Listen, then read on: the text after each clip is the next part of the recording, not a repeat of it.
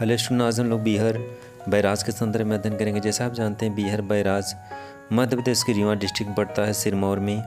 तो आज हम लोग बीहर बैराज के संदर्भ में लाइव कवरेज करने के लिए आए हैं। जैसा आपको स्क्रीन पे दिख रहा है, बीहर बैराज ये मध्य प्रदेश के रीवा डिस्ट्रिक्ट में पड़ता है।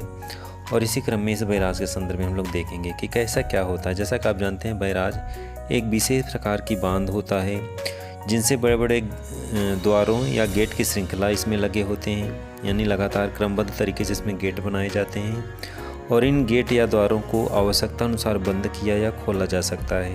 तो जैसा आपको स्क्रीन पे दिख रहा है कि बीहर बैराज ये है और किस तरह से इसमें लोहे की रस्सियाँ लगी हुई हैं और कई तरीके के इसमें गेट लगाए गए हैं। इन गेटों को आवश्यकता के अनुसार ऊपर उठाया जाता है या फिर नीचे डाउन किया जाता है। जब ऊपर उठाया जाता है तो जल स्तर जो है बहुत ज़्यादा तेज़ी से जाता है और इस तरह से इसको उठाने और बंद करने के लिए एक सिस्टम बनाया जाता है। तो इस तरह से बैराज का कार्य है किसी नदी के जल को नियंत्रित करना, यानी जल की मात्रा को नियंत्रित करना। तो बैराजों द्वारा नदियों के प्रवाह तथा उनके जल स्तर को नियंत्रित किया जाता है और इस उद्देश्य से इस बांध का निर्माण किया जाता है। यानी बैराज का निर्माण के पीछे ये सारे उद्देश्य होते हैं। कई प्रकार के गेट बनाए जाते हैं, कई स्तर के गेट बनाए जाते हैं और अलग अलग स्तरों और अलग अलग गेटों के द्वारा जल को छोड़ा जाता है और इसके साथ साथ इनके प्रवाह को भी नियंत्रित किया जाता है।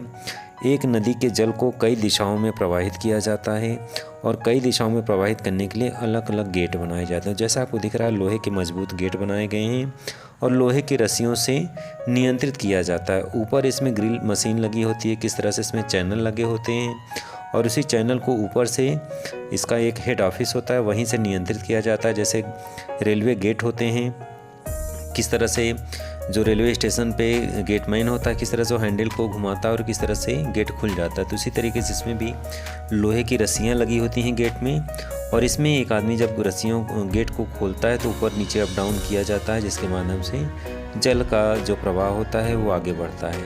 तो जल का प्रवाह कितना आगे जाना है, कितना जल को छोड़ना है, ये इस बैराज से नियंत्रित किया जाता है। तो बैराज इसी उद्देश्य से बनाए जाते हैं जिससे जल नदी का जो जल स्तर है वो नियंत्रित किया जा सके और आवश्यकता के अनुसार कहीं किसी बड़े नहर में छोड़ना है जल को तो आवश्यकता अनुसार उस जल को छोड़ा जाता है और जल को छोड़ने के लिए गेट को अप और डाउन किया जाता है। जैसा आप देख रहे हैं, ये बैराज इस तरह से बनाया गया है। कैसे बनाया गया है, बहुत सारे गेट इसमें लगे हुए हैं।